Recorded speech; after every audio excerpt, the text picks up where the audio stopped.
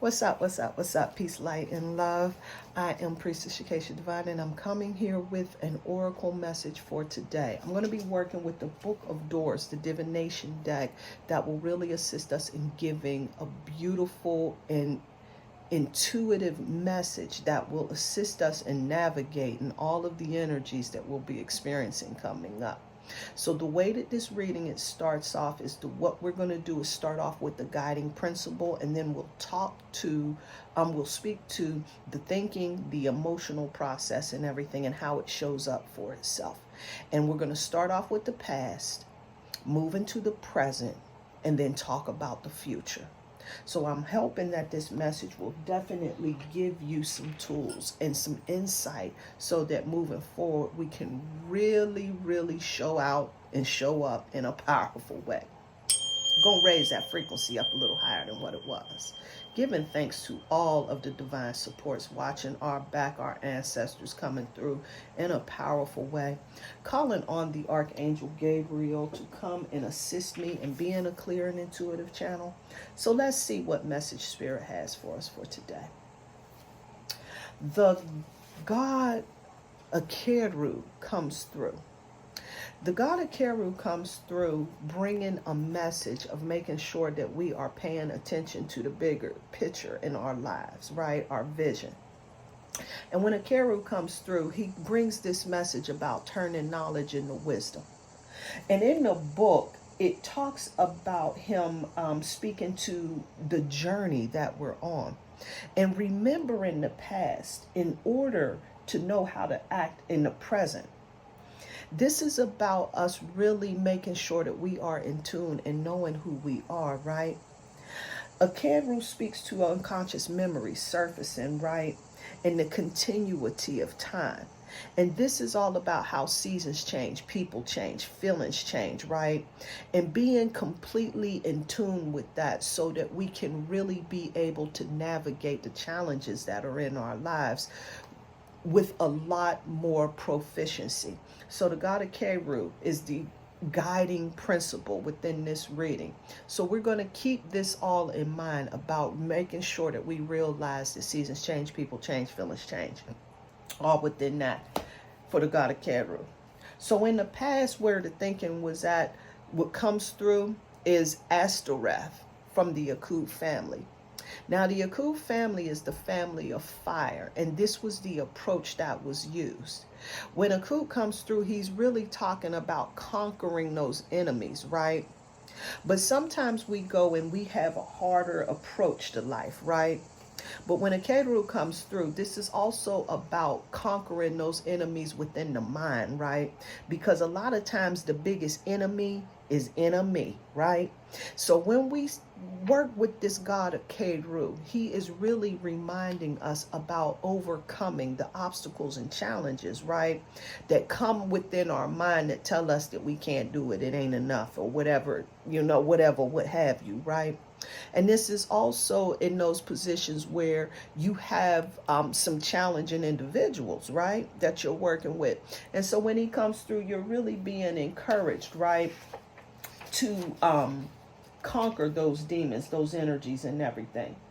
And so this is also going to help us in raising that frequency, right? Because when a Keru comes through, Astoreth comes through. This is all about making sure that we're raising our frequency, right? Because in this book, he talks about having a sensual pleasure exalted to become a spiritual joy and making some moves, traveling for one's advantage, right?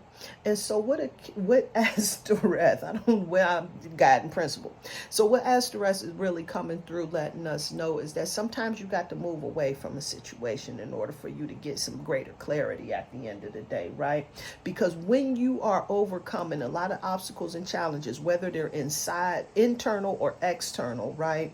Sometimes we got to create a little bit of space in order for us to be able to get over the hump. So when Astoreth comes through, this is all about us making sure that we are aware that we have to raise our frequency up in order for us to be able to be magnetic to those things that we wish to bring within our life. And so in the family of Ah, which is connected to the moon, the god Kenemu comes through.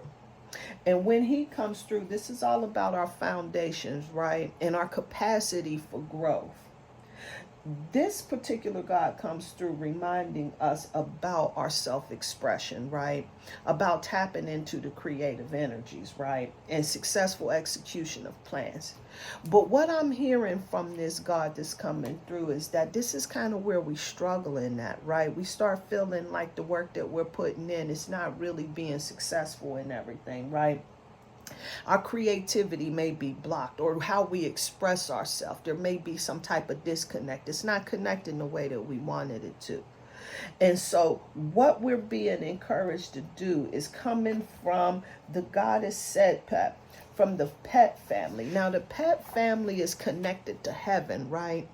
And the heaven realms is all about those things that we wish to manifest, like wishes, dreams, and all of those things, our aspirations and everything, right? This is like in the higher realms, right? When we're operating in those particular realms. And so this particular goddess is coming through reminding us about the hidden nature of existence, right? Hidden knowledge, right? And so when Kanemu comes through reminding us about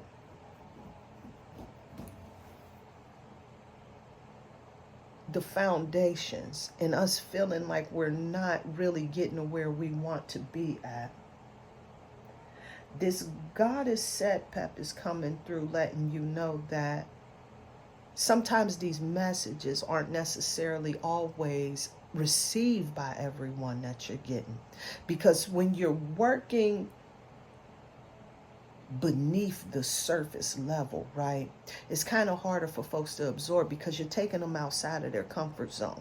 When you start doing that real deep and internal work, this is when it starts to become uncomfortable, because we start confronting parts of ourselves that we're not really that comfortable with. And so again, Akeru comes through reminding you about taking note of that, right? And recognizing that this is definitely a part of the journey. You take that lesson that you learned from it not being well received and bring it into wisdom. And so the goddess Satet is coming through with the family Yata. And the family Yata, again, is connected to that earth energy, which is about our manifestation. And Satet comes through to remind us about purification. But her message that I'm hearing right now is about being transformed by the renewal of your mind, right? See, when this goddess comes through, this goddess Satet comes through, she's really telling us about like really shifting our thinking, right? Raising the frequency up on that, right? So that we can really begin to be a lot more magnetic. But this is a purification process, right? Because if we're going to initiate new projects, if we're going to be at the right place at the right time, we have to be on the frequency in order to make that happen. And so this goddess is coming through letting us know that we absolutely got to be transformed by the renewal of our mind. And if that purification is literally, right, when we do that feng shui, when we do detoxes and everything, these are all things that we use in order to purify our space, our bodies, so that we will be in a space to be more attractive to those things that we desire. So that purification is absolutely essential. And in the family of Ta, again, all about that manifestation energy, right? The God Gab comes through reminding us that we got to be loyal to those things that we love, right? Because if you really want to see your plans come into fruition, you must step into your power, muster up all of the creativity, all of the confidence that you have, right? In order to be able to get out here and do your thing.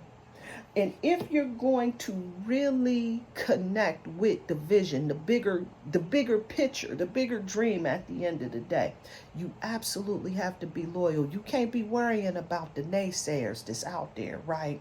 Because the naysayers will discourage you from being on point to where you need to be at.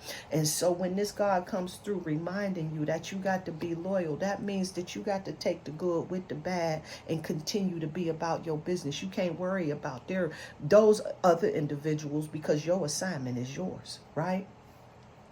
So the God of Keru comes through again with that guiding principle, reminding you about taking those lessons from the past. You already got the lesson of being misunderstood, right? And folks not getting where you coming from, and you being in a position, in a space mentally, right, where a lot of folks that surround you are not in, be it whatever, what have you, right? And this God of Keru is coming through reminding you about this journey that you're on to learn, to grow. This is all for your highest and greatest good. And so from the family of Pet again, we have Kimti that comes through. And when this particular God comes through, this is really about, again, stepping into your power. But you got to be bold and assertive enough to break down these structures, because this is what this energy is about. See, Pet is the family of heaven, and this is all about those higher things, right? These are those things that you wish to see happen within your life, your dreams, your aspirations, all of those things that you want to see happen within your life, your vision, right? You have to break down those structures, those disillusions, right? And so right now, while we are experiencing a series of retrogrades, particularly we got that Neptune and Pisces retrograde, the Saturn and Pisces retrograde. And when we start dealing with those particular energies that's asking us to review our philosophy, those things that really inspire us, right? Neptune in Pisces retrograde. This is all about having the courage to break down those disillusions, right? The confusion, the chaos that's within our life, so that we can be in alignment for the assignment. Now, not everybody's going to feel you. Not everybody's going to get where you coming from. And this is why a mentor from the family of the Duat. Now, the Duat is all about those shadow aspects within ourselves, right? This is the underworld, right? When you go through, if you read the Book of the Dead, it speaks about that duat, right? Where you pass through to see like where the pureness of your heart is at, right? It weighs, you know what I'm saying? You go through a series of judgment and everything where they weigh like where your heart is really at.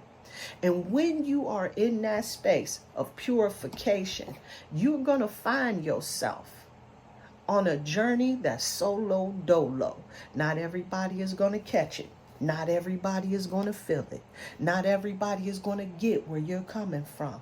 And that is okay, because your journey is unique to yourself. And so when this God from the Duat comes through, this is about that deeper internal work that we do, right?